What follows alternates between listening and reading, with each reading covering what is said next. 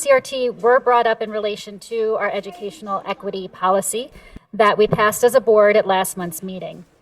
And while we have received more supportive emails on this policy than almost anything we've worked on since I've joined this board, we've also had a few real concerns brought to our attention.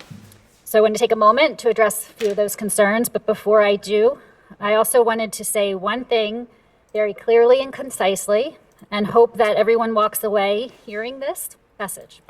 We passed an equity policy last month because we all believe that we should attend to every student's academic needs and that each and every child feels safe, understood, and valued within their school and their classroom.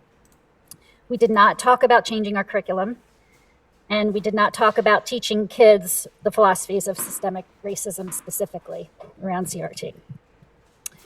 I have 2 kids in the district, and I want them to be met where they are, to be provided the education they deserve, and to feel like they belong. And I do believe that's what we all want for our kids.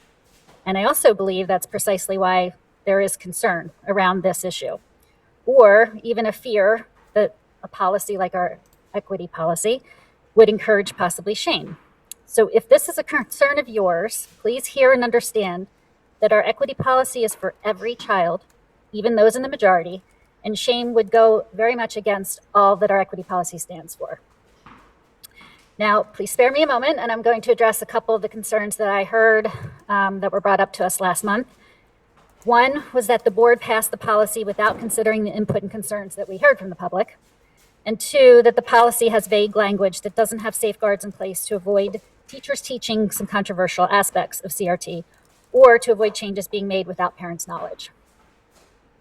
So on point 1, that we passed it without considering input, please know the following. So this policy is actually the culmination of months and months of public work. We began the discussion in the spring of 2020 and talked about it at almost every one of our meetings. Last fall, the district held 14 listening sessions with parents, the community, teachers, students, but 14 was specifically with parents. And they were open to anyone who wanted to join.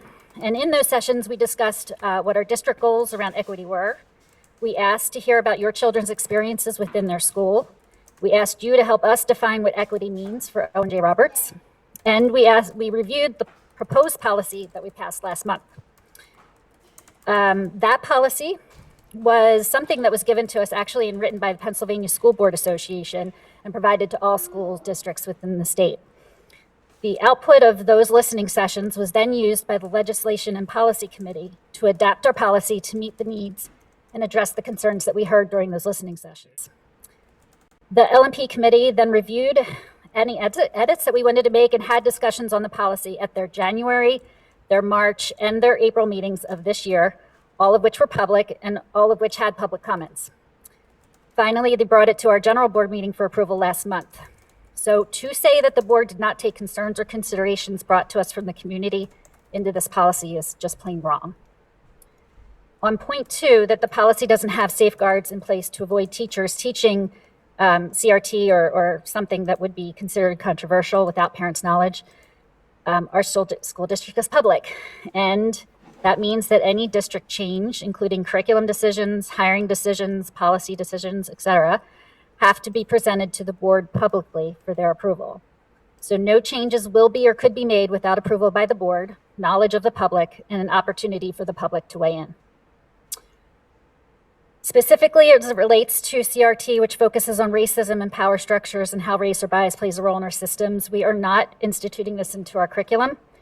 And if you'd like to hear more about the process and how curriculum changes are made later in our agenda tonight, during the curriculum committee report, I'm going to take a moment then to share what this process looks like and how curriculum is approved or goes through that process. As for what teachers choose to teach, they teach the approved curriculum. And the administration team has quite a bit of supervision and processes in place to ensure consistency in our programs. However, if you as a parent are ever concerned about anything specific that you hear, that you have a concern about a specific lesson, a specific teacher, specific materials, we do ask that you reach out to your school's principal and let them know and talk to them.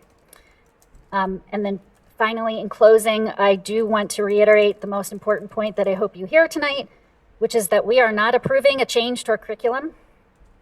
We did approve an educational equity policy because we believe it's our duty to regularly look at our data, our curriculum, our programs, and our policies to do all we can to ensure that every child gets the education they need and that they feel included, valued, and safe in our classroom. Thank you. Thank you, Lydia. We're going to move on to item 4, which is our superintendent's report. I want to thank Mrs. Stutzman for making that comment on equity, but I think it's important that you hear from the superintendent and my thoughts on equity as we move forward. So the board and I have received quite a few communications regarding the equity policy that was approved at last month's meeting. I want to state that I strongly support equity efforts in the O.J. Roberts School District to ensure that all students get what they need, when they need it, in order to meet our expectations. Thank you. I'd also like to stress that the district has not incorporated critical race theory in our curriculum, nor do we have any plans to do so. July 15th was the deadline.